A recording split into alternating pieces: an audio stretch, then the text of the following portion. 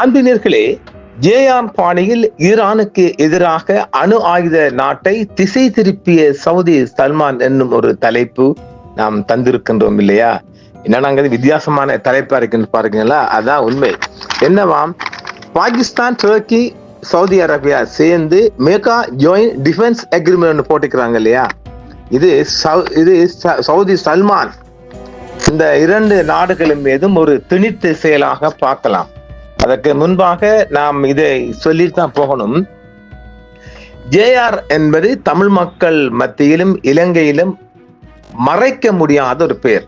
முதலாவது என்ன, பர்மையில் வாடிய நாட்டை அரபு தேசங்களுடன் ஒன்றி பிணைந்து இங்கு ஒரு நாட்டை ஒரு அபிவிருத்திக்கு கொண்டு வந்தவர் என்று சொல்லலாம். மறுபுறம் ஈழத்தமிழ் அல்ல, இலங்கையில் பறந்து வாழ்ந்த தமிழர்களின் மீது பொறாமைப்பட்டு ஒரு எரிச்சல் பட்டு அந்த மக்களை அழித்த பெருமையும் இருக்குது. எப்படி 83 ஜூலை, கருப்பு ஜூலை என்று சொல்லுவோம் இல்லையா? அந்த ஜூலையில இவர் தனிப்பட்ட ரீதியில இவர் ஜனாதிபதியா இருந்து மிகப்பெரிய கொழும்புல காடையர்களை களமுறைக்கு தமிழ் படித்தவர்களை எல்லாம் தமிழர்களை எல்லாம் கொழும்பில் எரித்து விரட்டியவர். அது ஒரு புறம் இருக்க, ஜேஆர் பாணிகள் என்றன புலிகளுக்கு எதிராக பாத்தீங்களா, புலிகளுக்கு எதிராக இந்தியாவை திசை திருப்பியவர். வந்துட்டா விடயம், வந்துட்டா தலைப்புக்கு வந்துட்டோமா? விடுதலை புலிகளை இந்தியாவிடம் சிக்க வைத்தது போன்று ஈரானுக்கு எதிராக அணுகுண்டை நாட்டை திசை திருப்பி இருக்கின்றார் சல்மான். சரி, இந்த சல்மானுக்கு யாராம் இந்த மாதிரி வேலை பார்த்து கொடுத்தன்னு சொன்னால், அங்க யாரு, நம்ம நெதன்ஸ்மாம்ஸ் தான் பார்த்து கொடுத்தாராம். இது எப்படி இருக்குது? அதாவது சவுதி அரேபியா மீது இப்ப ஈரான் கை வச்ச துருக்கியும் பாகிஸ்தானும் வருந்து கட்டிக்கு வரணும். அதுதான் சட்டம், அதுதான் எக்ரிமெண்ட். ஆனால் இங்க இன்னும் ஒன்று இருக்குது. ஏற்கனவே Pakistan Saudi Arabia defence agreement already இருக்குது. அந்த நிலைமையில பாகிஸ்தான் மீது ஆப்கானிஸ்தான் கடந்த மாதங்களாக மிகப்பெரிய தாக்குதல் தொடுத்து வருகிறது. சவுதிக்காரன் வந்தானா? வரலையே. அப்ப எதுக்குடா துப்பில்லாத எக்ரிமெண்ட்? இப்போது சவுதி அரேபியா தன்னை பாதுகாத்து கொள்ள அல்லது தன்னை ஒழித்து கொள்ள சவுதி அரேபியாட ஒரு மிகப்பெரிய மாஸ்டர் பிளான். எப்படி ஜேஆர் போல. எதுக்காக ஜேஆர் இப்படி வந்த அதையும் கொஞ்சம் பார்த்துருவோமா? இலங்கையில் வடக்கில் உள்ள வடமராட்சி பகுதியில் இந்திய அரசு தனது வான்படை மூலம் அத்துமீறி உணவு பொட்டலங்களை பருப்பு சோறண்டு போட்டு கொஞ்சம் கொண்டு போட்டது. அங்க வடக்குல மக்கள் பஞ்சத்துல புரளல. 87ஆம் ஆண்டு ஜூன் 4ஆம் தேதி. இதுவும் ஒரு மறக்க முடியாத ஏட்டு சரித்திரம். இது சும்மல்ல, இதெல்லாம் மக்களுக்கு தெரியாம இருக்க நாம நினைவூட்ட வேண்டிய ஒரு தேவையும் நம்மளுக்கு இருக்குங்க சாமி. அதாவது வடமராட்சியில இந்தியா பட்டப்ப காலை நான் நினைக்கிறேன் அது ஒரு வீரகசில பார்த்த செய்தி உண்டு. அப்போது வீரகசிவர் பல்கலைக்கழகம் அதுல நினைவுக்கு வந்த செய்தியாகத்தான் இதை பார்க்கிறோம். அதுல இந்திய போர் விமானங்கள் மூலம் கொண்டு பொட்டலமா கொண்டு இறக்கிட்டான் பாவி. அதோட ஜேஆருக்கு பெரிய அச்சம் வந்துட்டு. உண்மையிலேயே ராஜீவ்காந்தி மிகப்பெரிய யாரையும் கேட்கல. இது எங்க குழப்பங்கள் சனிகள், கேரளா சனியை தான் குழப்பின் எல்லாம். அப்ப இது எதுக்காக வருகிறது? அதாவது 1987ஆம் ஆண்டு ஏற்கனவே 83ல தமிழ் மக்கள் மீது கொழும்பு மட்டுமில்ல காலி நாடு முழுவதும் ஜேஆர் எரிச்சல் பொறாமை வேற ஒன்றுமே இல்லை. தமிழ் மக்களின் முன்னேற்றத்தின் மீதும் வர்த்தகத்தின் மீதும் கல்வி மீதும் கொண்ட மிகப்பெரிய வெறுப்பும் காரணமாகத்தான் அவர் 83 ஜூலை கலவரத்தை செய்தார். அது இந்தியா அப்பவே ஒரு வன்மத்தை கொண்டு கொட்டுகின்ற போது இந்தியா தன்னுடைய எரிப்பையும் கொடுத்துச்சு. இந்த நிலைமையில தான் இலங்கையை அச்சுறுத்தும் அளவுக்கு இராணுவ நடவடிக்கையின் போது அவங்கள யாரு, ஸ்ரீலங்காட ஆபரேஷன் லிபரேஷன் மூலம் இலங்கை இராணுவம் வடமராட்சியை மீட்கும் நடவடிக்கையில் ஈடுபட்டிருந்த வேளையில் இந்தியாவின் இந்த வான்வழி நடவடிக்கை ஆபரேஷன் பூமாலை அடிச்சாங்க. ஆபரேஷன் பூமாலை என்று இந்திய வான்படையால் பயன்படுத்தப்பட்ட விமானங்கள் மற்றும் அவற்றின் எண்ணிக்கை என்று சொல்ல போனோம் என்றால் A32 ஆண்டனோ AN-32 விமானங்கள் உணவு பொட்டலங்களை சுமந்து சென்று அவங்க பாராஷூட் மூலம் கீழே இறக்கி 5 ராணுவ போக்குவரத்து வானூர்திகள் அதுல ஈடுபட்டுச்சு. 5 விமானங்கள். அப்புறம் மிராஜ் 2000 போர் விமானங்கள், AN-32 விமானங்களுக்கு பாதுகாப்பு அளிக்கவும் இவங்கட ஏதாவது வந்தாங்கன்னா சுட்டு தள்ளுற. அதாவது நாங்க இந்த மாதிரி அவங்களோட பாராஷூட் மூலம் இந்த குட்ஸ் இந்த பொருட்கள் இறக்குகின்ற போது இலங்கை யாராவது கை அசைச்சா சுட்டு தள்ளு, அதான் உத்தரவு. இலங்கை பயந்துட்டாங்க. அந்த பயம் இருக்கணும். பாதுகாப்பு அளிப்பதற்காகவும் வான்வழியில் பாதுகாப்பு தற்காப்புக்காகவும் சென்ற 5 போர் விமானங்களும் கூட வந்துச்சு. இது எப்படி இருக்குது? இது ஒரு மறக்க முடியாத சம்பவங்க. எங்களுக்கு இந்தியா இருக்குன்னு நாங்க இன்னமும் நம்புறதுக்கான காரணம் ராஜீவ்காந்தி மிகப்பெரிய ஒரு செயற்பாடு. அதை கொஞ்சம் கொஞ்சமா மாறினார். இதுக்கு பிறகுதான் பீஸ்ஃபுல் அண்ட் அக்ரிமெண்ட் கொண்டு வந்தான் பாவி. இலங்கையில் நான் சொன்ன பேர் கொண்ட பாவி, படுபாவி, இலங்கை மக்கள் தமிழ் மக்கள் மீது பொறாமை கொண்ட பாவி அறிவுபூர்வமாக கொண்டு இந்தியா கொண்டு இதுக்குள்ள திணிச்சான். Peaceful IPF Indian peace keeping forces என்று ஒன்றை கொண்டு இறக்கி அது ஆக்கிரமிப்பு படையா மாறிச்சு. அதுக்குள்ள போகல. அந்த மாதிரி ஒன்றுதான் இப்பொழுது சவுதியுடன் பேச்சுவார்த்தை நடத்த ஈராக் பாதுகாப்பு தூதுக்குழு ஒன்று ரியாத் வந்தடைந்திருக்கிறது. எதுக்காம்? எங்களை ரியாத்துக்குள்ள இருந்து நாங்க ஏதாவது தாக்குதல் செஞ்சா நீ வந்து தாக்கிறாதே. பிராந்திய பாதுகாப்பு சவால்கள் குறித்து விவாதிப்பதற்காக ஈராக்கின் உயர்மட்ட ராணுவ குழு ஒன்று சவுதி அரேபியாவின் தலைநகருக்கு தற்பொழுது வந்துள்ளது. இன்றைய காலை செய்தியாகவும் தருகின்றோம், இல்லை நாங்கள் மாலை தருகின்றோம்.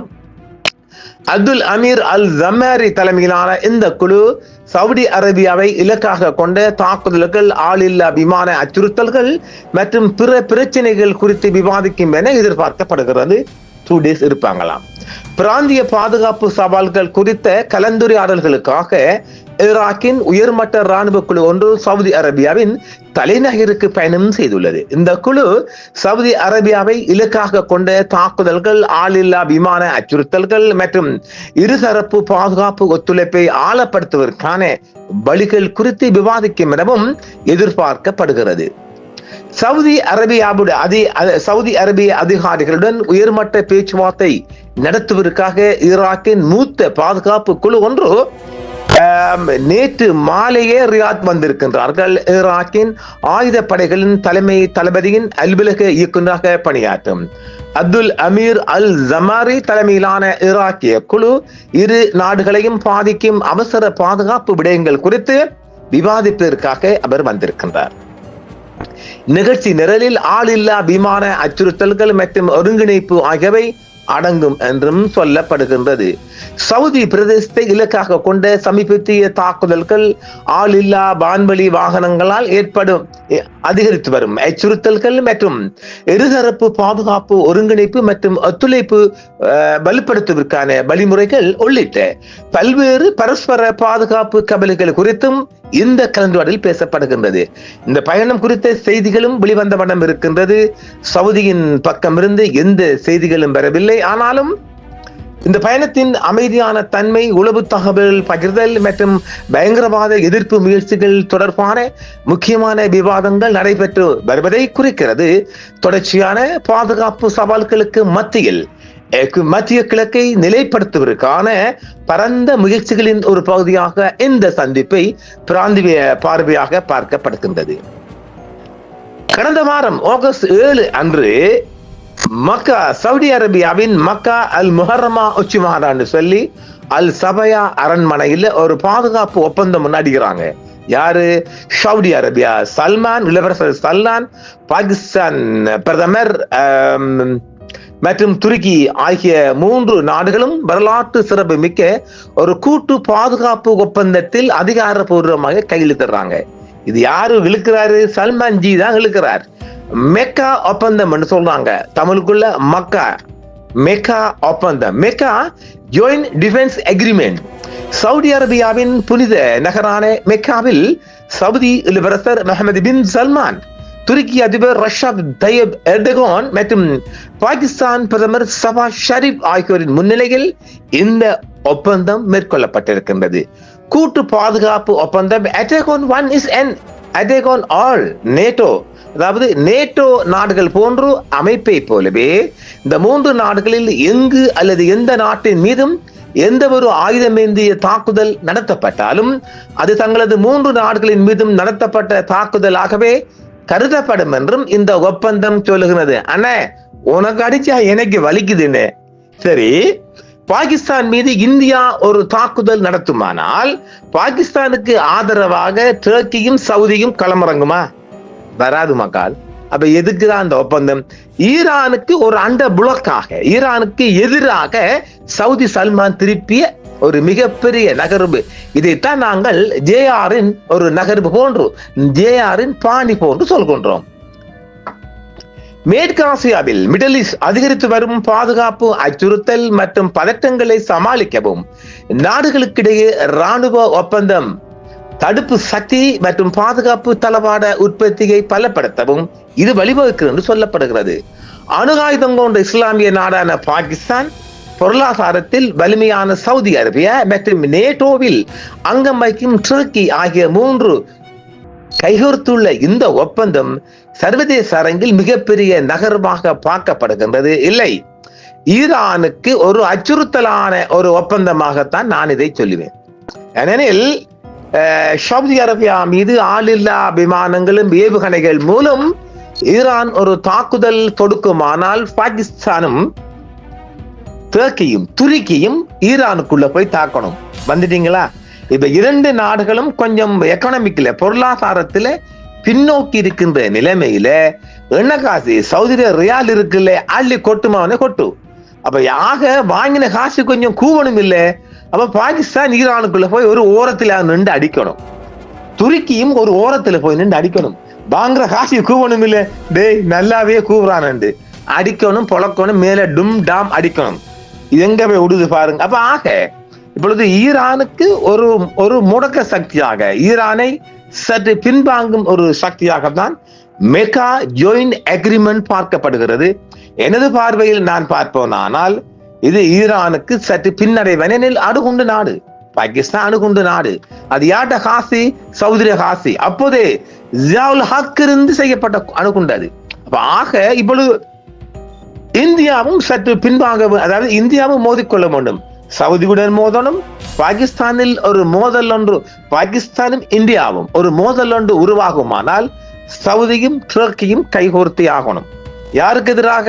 இந்தியாவுக்கு எதிராக. நடத்துவாங்களா?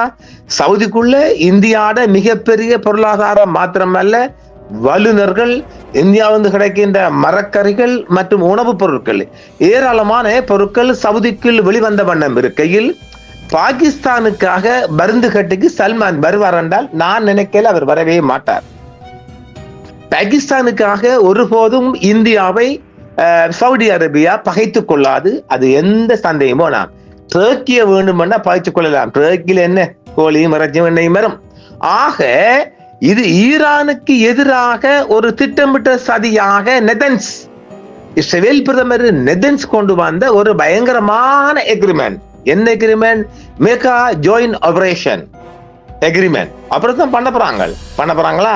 பண்ணிடுவீங்களா? ஆக இது உலக பரப்பில் வேறு விதமாக பார்க்கப்பட்டாலும் நாம் அதை அப்படி சொல்ல முடியாது. இது ஈரானுக்கு எதிராக, மீண்டும் சொல்ல வாரோம், மெகா ஜாயிண்ட் டிஃபென்ஸ் அக்ரிமெண்ட். இது ஆபரேஷன் தான் கிட்டத்தட்ட. பார்க்கலாம் எதிர்வரும் காலங்களில் சவுதிக்குள்ளிருந்து சவுதி நிலப்பரப்பில் இருந்தும் வான்பரப்பில் இருந்தும் ஈரானுக்கு எதிராக ஏதாவது ஏற்கனவே இந்த சண்டைக்குள்ள, அதாவது ஒளிந்து கொண்டு சவுதி அரேபியா தாக்கி நம்ம கொடுத்திருக்கிறோம். யாருக்கு?